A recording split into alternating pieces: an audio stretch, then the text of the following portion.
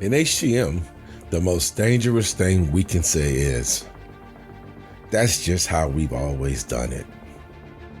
Because when lives are connected to the work we do, average can't be the standard.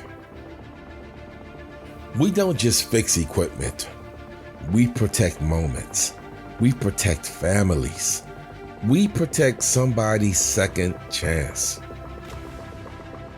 And if we're honest, some of the biggest breakdowns in this industry don't happen inside the machine. They happen inside the mindset.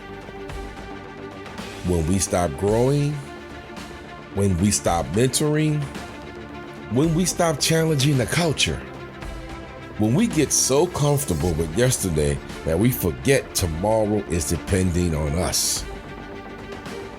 Purpose doesn't live in comfort. It lives in responsibility.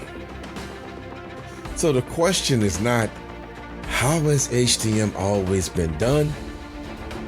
The question is, what are we willing to become so the next generation can go further than we did? Because pressure is not here to break this industry. Pressure is here to reveal who's ready to lead it.